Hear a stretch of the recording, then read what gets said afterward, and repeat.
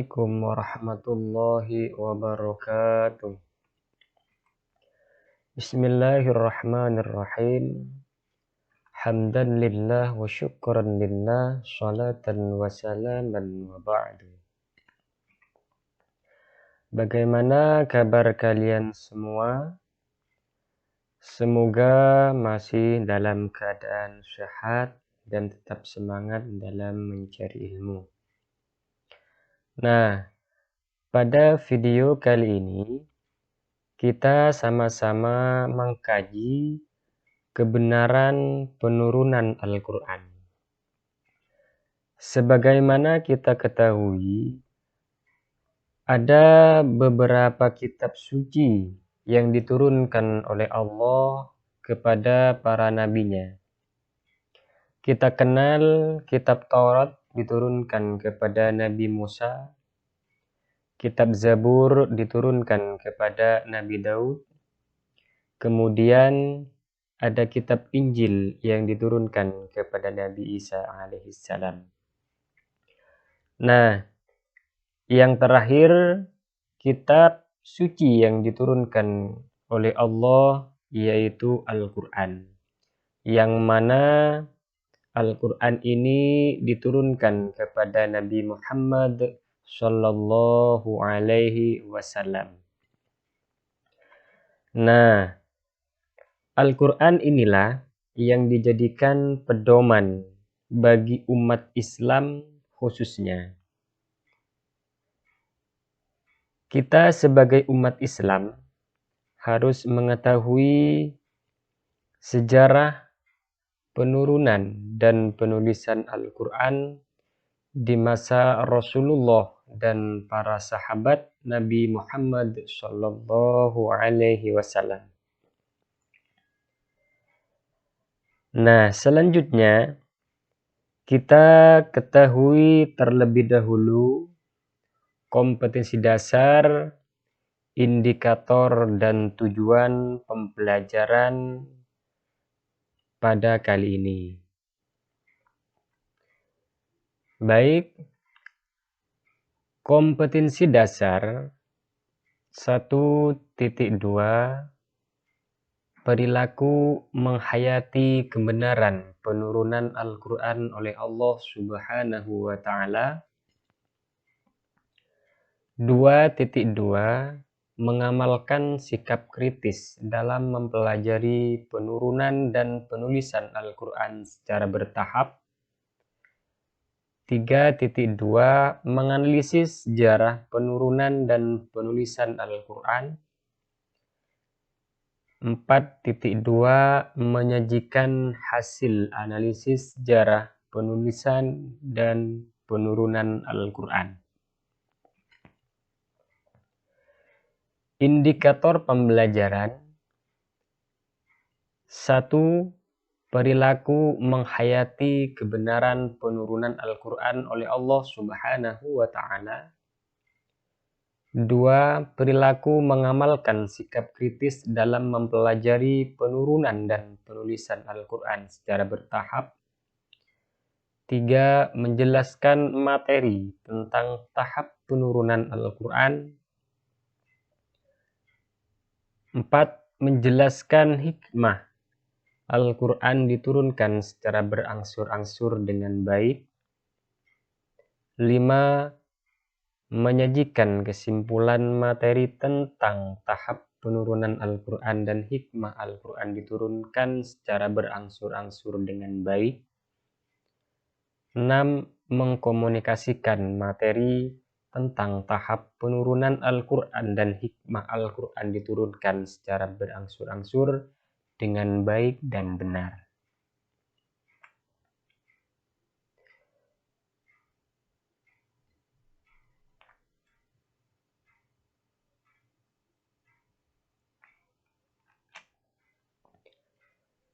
Tujuan pembelajaran 1. Peserta didik dapat menghayati kebenaran penurunan Al-Quran oleh Allah Subhanahu wa Ta'ala.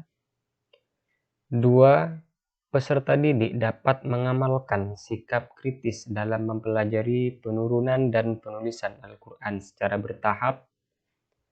3. Peserta didik dapat menjelaskan materi tentang tahap penurunan Al-Quran. 4. Peserta didik dapat menjelaskan hikmah Al-Quran diturunkan secara berangsur-angsur dengan baik. 5. Peserta didik mampu menyajikan kesimpulan materi tentang tahap penurunan Al-Quran dan hikmah Al-Quran diturunkan secara berangsur-angsur dengan baik. 6. Peserta didik mampu mengkomunikasikan materi tentang tahap penurunan Al-Quran dan hikmah Al-Quran diturunkan secara berangsur-angsur dengan baik dan benar. Seperti kita ketahui bahwa Al-Quran itu diturunkan oleh Allah Subhanahu wa Ta'ala dengan perantara malaikat Jibril kepada Nabi Muhammad Shallallahu Alaihi Wasallam. Kemudian Al-Quran itu ditulis dan Al-Quran itu diajarkan.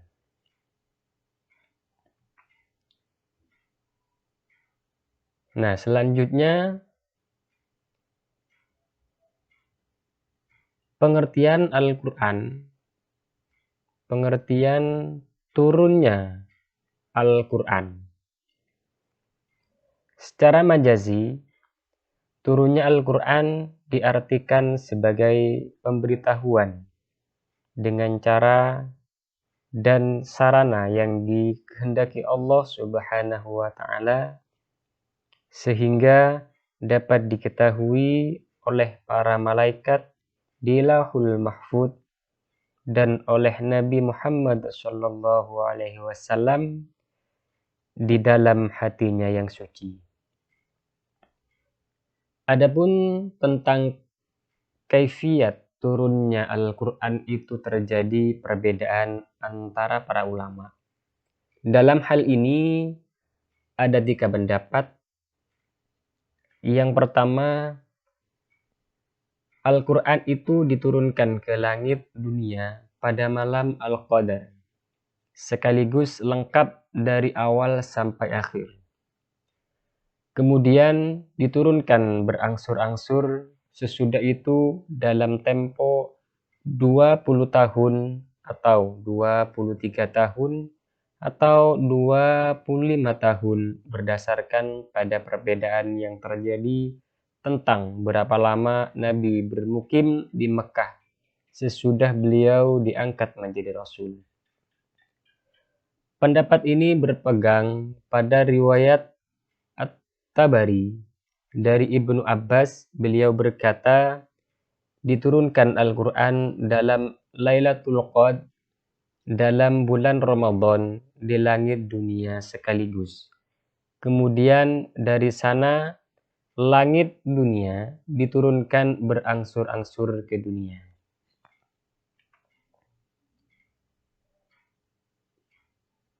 Pendapat yang kedua, Al-Quran itu diturunkan ke langit dunia sebanyak 20 kali Lailatul Qadar.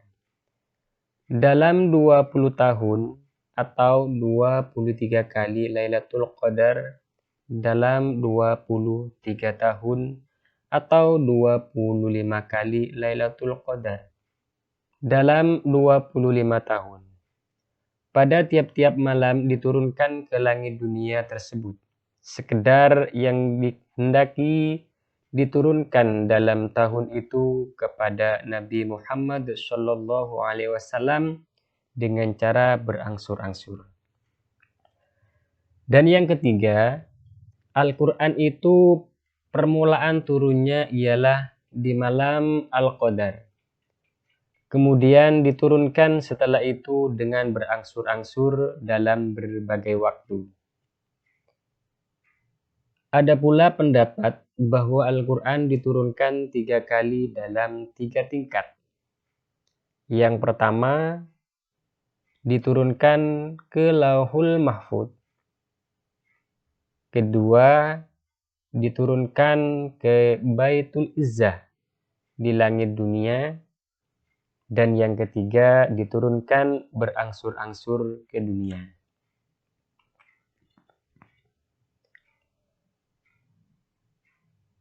Al-Quran diturunkan dalam waktu 22 tahun, 2 bulan, 22 hari, yaitu mulai dari malam 17 Ramadan tahun 41 dari kelahiran Nabi sampai 9 Zulhijjah Haji Wada tahun 63 dari kelahiran Nabi atau tahun 10 Hijriah. Permulaan turunnya Al-Quran ketika Nabi Muhammad SAW bertahanus, beribadah di Gua Hira. Pada saat itu turunlah wahyu dengan perantara Jibril Al-Amin dengan membawa beberapa ayat Al-Quran. Surat yang pertama kali turun adalah surah Al-Alaq ayat 1-5. Sebelum wahyu diturunkan, telah turun sebagian irhas, tanda-tanda dalil, sebagaimana hadis yang diriwayatkan Imam Bukhari dengan sanad dari Aisyah, yang menunjukkan akan datangnya wahyu dan bukti nubuwah bagi Rasulullah SAW yang mulia. Di antara tanda-tanda tersebut adalah mimpi yang benar dikala beliau tidur dan kecintaan beliau untuk menyendiri dan berkholwat di Gua Hira untuk beribadah kepada Tuhannya. Pengertian penulisan Al-Quran. Pada zaman Nabi Muhammad SAW. Tahap pertama adalah zaman Nabi Muhammad SAW, di mana pada tahap ini hafalan para sahabat lebih banyak berperan daripada tulisan-tulisan yang masih terpisah-pisah. Siapa saja di antara para sahabat yang mendengar satu ayat, maka akan langsung menghafalnya atau menuliskannya dengan sarana seadanya, di pelepah kurma, potongan kulit, permukaan batu cadas, atau tulang belikat unta.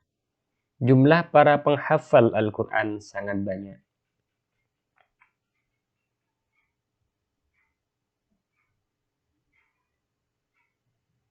Zaman sahabat Abu Bakar. Pada zaman ini terjadi banyak peperangan yang mengakibatkan banyak para sahabat penghafal Al-Quran meninggal dunia.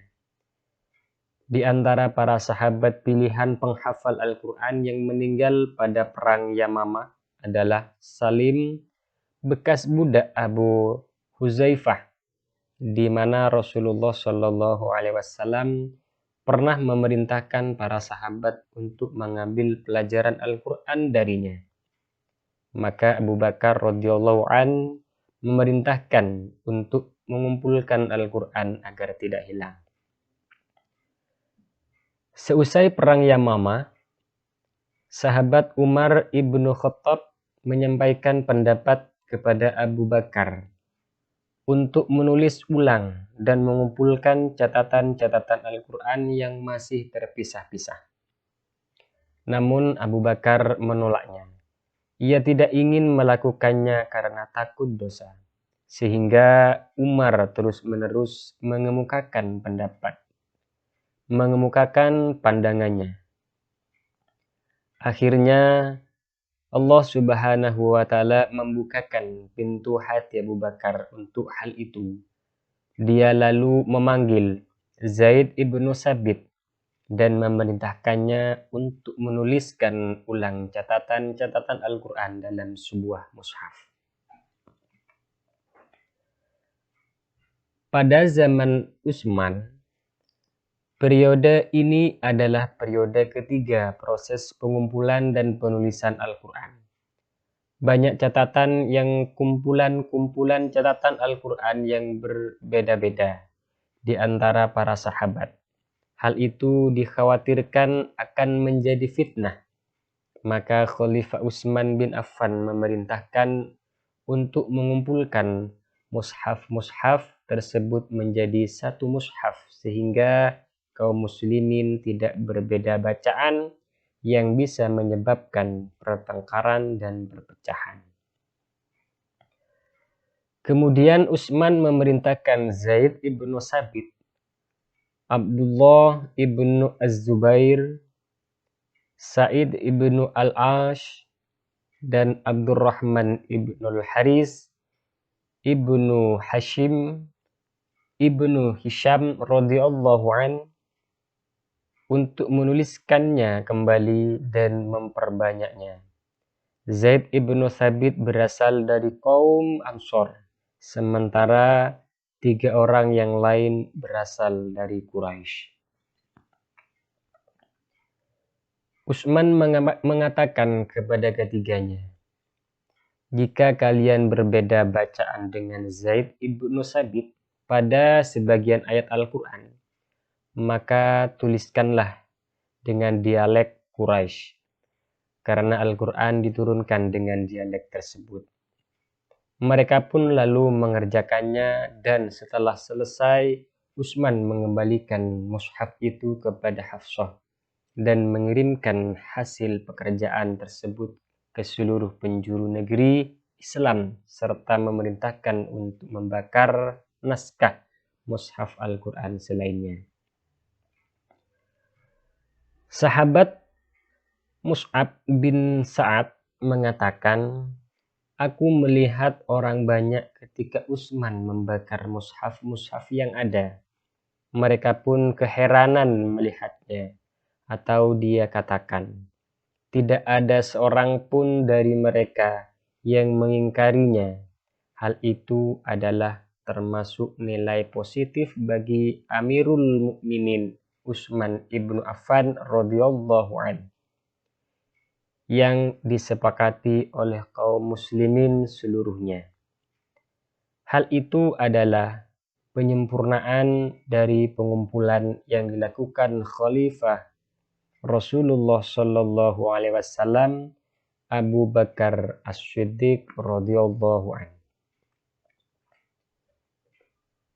Perbedaan antara pengumpulan yang dilakukan Utsman bin Affan dan pengumpulan yang dilakukan Abu Bakar As-Siddiq adalah tujuan dari pengumpulan Al-Quran di zaman Abu Bakar adalah menuliskan dan mengumpulkan keseluruhan ayat-ayat Al-Quran dalam satu mushaf agar tidak tercecer dan tidak hilang tanpa membawa kaum muslimin untuk bersatu pada satu mushaf. Hal itu dikarenakan lebih terlihat pengaruh dari perbedaan dialek bacaan yang mengharuskannya membawa mereka untuk bersatu pada satu mushaf Al-Quran saja. Sedangkan tujuan dari pengumpulan Al-Quran di zaman Khalifah Utsman radhiyallahu anhu adalah mengumpulkan dan menuliskan Al-Quran dalam satu mushaf dengan satu dialek bacaan dan membawa kaum muslimin untuk bersatu pada satu mushaf Al-Quran karena timbulnya pengaruh yang mengkhawatirkan pada perbedaan dialek bacaan Al-Quran. Hasil yang didapatkan dari pengumpulan ini terlihat dengan timbulnya kemaslahatan yang besar di tengah-tengah kaum muslimin. Di antaranya persatuan dan kesatuan, kesepakatan bersama, dan saling berkasih sayang. Kemudian mudarat yang besar pun bisa dihindari, yang diantaranya adalah perpecahan umat, perbedaan keyakinan, tersebar luasnya kebencian dan permusuhan.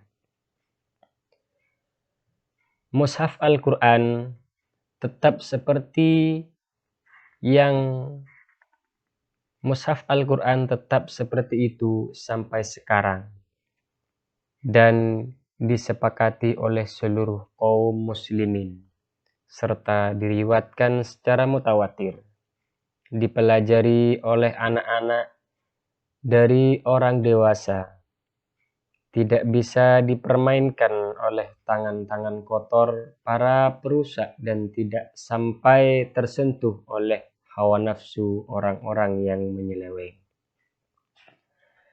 Demikian pembelajaran kali ini, mudah-mudahan kita semua senantiasa mendapatkan taufik hidayah dari Allah Subhanahu wa Ta'ala, dan mudah-mudahan ilmu yang senantiasa kita pelajari senantiasa menjadi ilmu yang manfaat, barokah fid dini wad dunya wal akhirah.